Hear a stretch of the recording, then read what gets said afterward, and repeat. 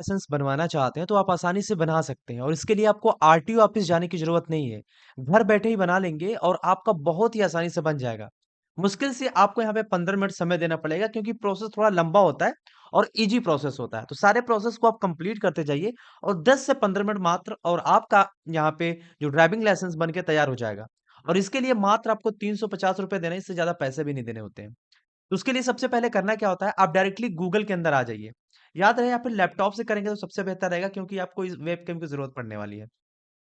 यहाँ पे आना है और गूगल के अंदर आने के बाद यहाँ पे डायरेक्टली लिखिए परिवहन। जैसे आप परिवहन लिखते हैं ना, परिवहन लिखने के बाद परिवहन सेवा लिख दीजिए, सर्च कर दीजिए।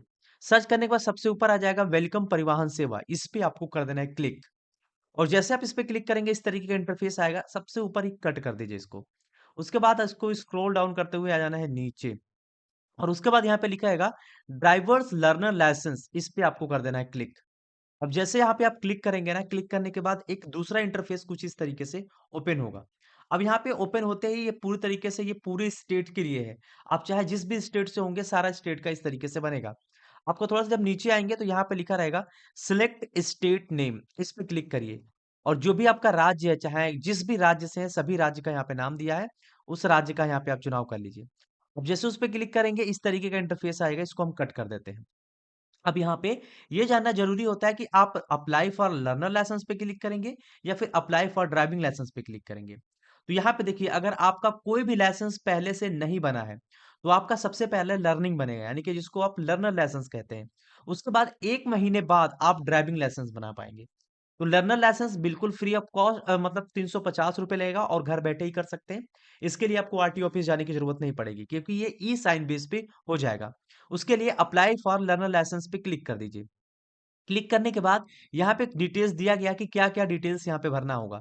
ई-केवाईसी करेंगे तो यहाँ पे जो डॉक्यूमेंट्स अपलोड करने हैं, फोटो, सिग्नेचर वगैरह, ये बिल्कुल भी केवल सिग्नेचर लगेगा, फोटो वगैरह यहाँ पे नहीं लगता है। फीस का पेमेंट वगैरह करना रहता है। तो कुछ भी मत करिए, यहाँ पे जो कंटिन्यू का जो ऑप्शन आ रहा है ना, कंटिन्यू पे क्लिक कर दीजिए। अब जैसे यहाँ पे कंटिन्यू पे क्लिक करेंगे, यहाँ पे देखेंगे सिलेक्ट का ऑप्शन आएगा, सिलेक्ट पे क्लिक करिए। और यहाँ पे बहुत सारे ऑप्शन आएंगे।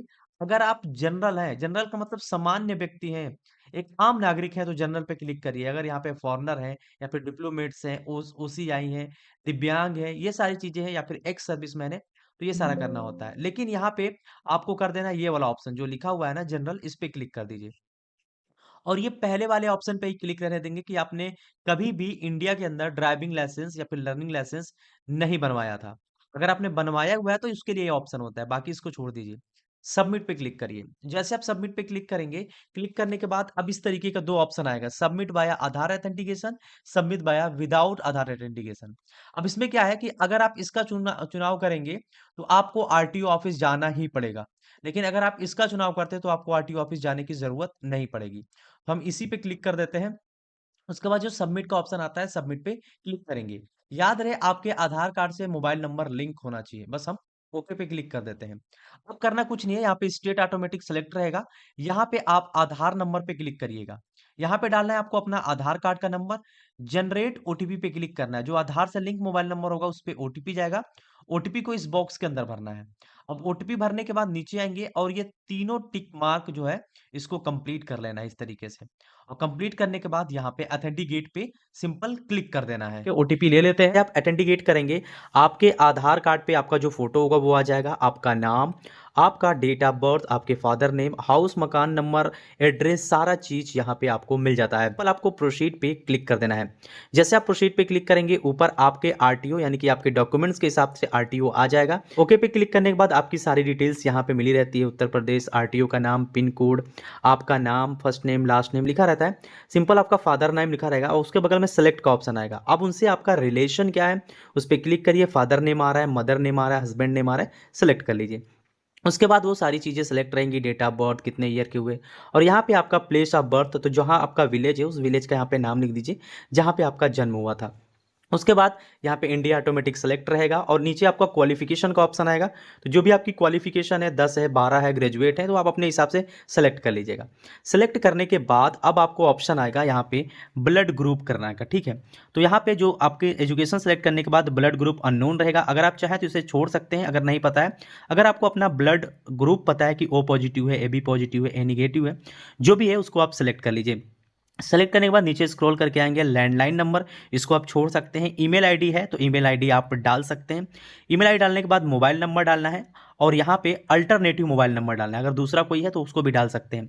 यहाँ पे आइडेंटिफिकेशन मार्क, जैसे अगर आपके चेहरे पे कोई मोल है या फिर चेहरे पे कोई कट है या फिर कहीं पे भी कुछ निशान है जो आपके बॉडी पे जो आपकी आइडेंटिफाई करता है तो वो डाल दीजिए। बाकी नीचे आएंगे तो एड्रेस ऑप्शन आ जाएगा। एड्रेस ऑप्शन के अंदर जो भी यहाँ पे ग्रीन है उस वही प्रिंट होके आपके जो ड्राइविंग लाइसेंस उस पे आता है, ऑप्शंस मिल जाएंगे।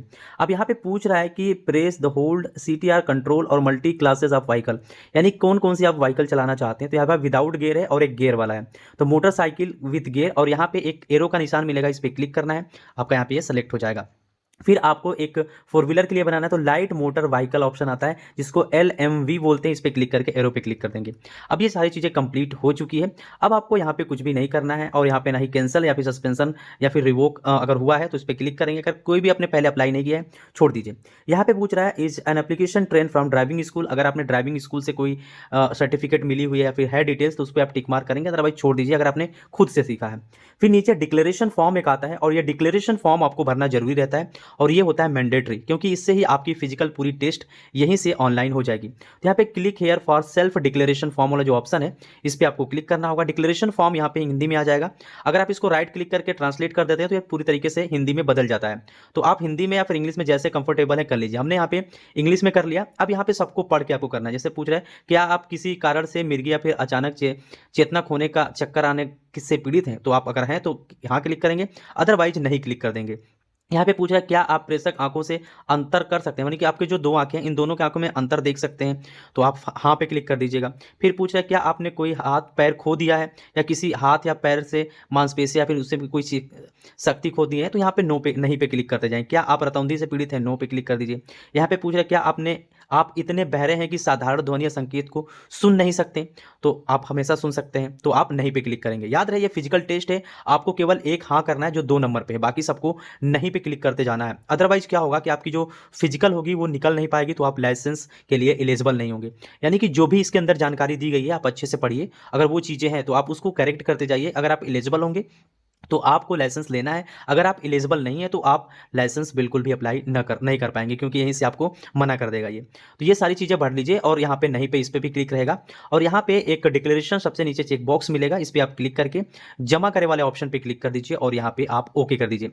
जैसे आप ओकेंगे यहाँ पे देखेंगे self declaration as to physical fitness has been submitted successfully का ऑप्शन आ जाएगा, यानी कि आपकी जो डिक्लेरेशन फॉर्म है सक्सेसफुली हो चुकी है, ओके कर दीजिए।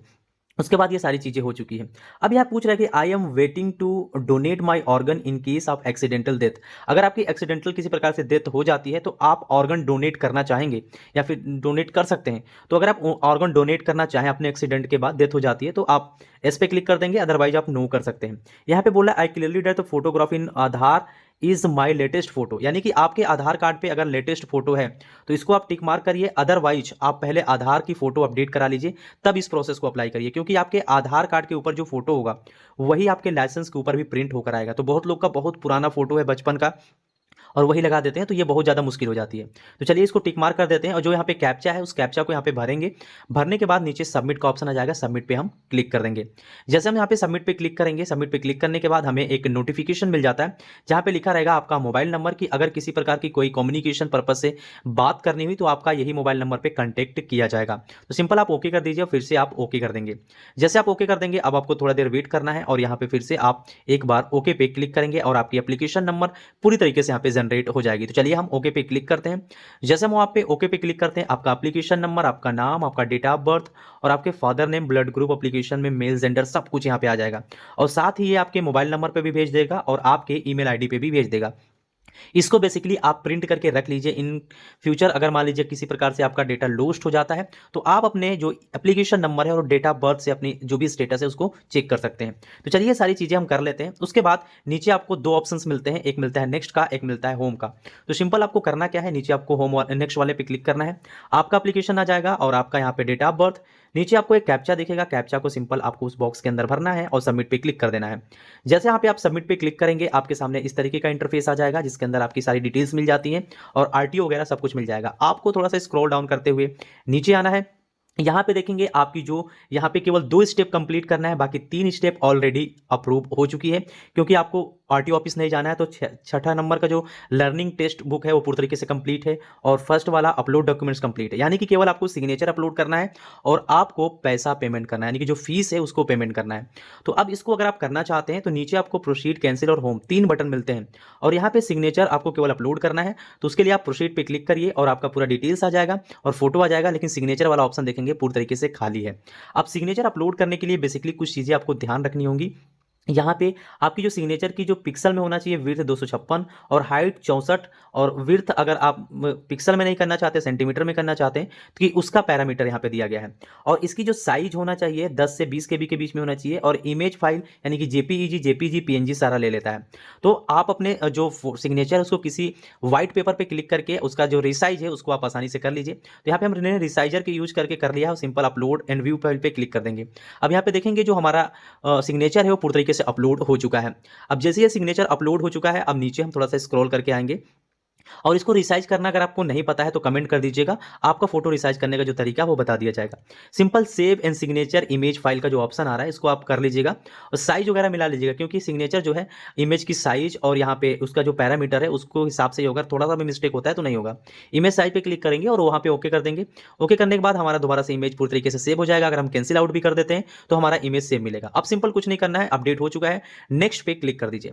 अब जैसे हम यहाँ पे नेक्स्ट पे क्लिक करेंगे हमारा अगला पेज आ जाएगा, फिर से आपको इस कैप्चा को डाल के सबमिट कर देना, क्योंकि ये चीज़ें जितने स्टेप्स करते जाएंगे वो बार बार से आता जाएगा। अब यहाँ पे हो चुका है, अब हम थोड़ा सा स्क्रॉल डाउन करके नीचे आते हैं।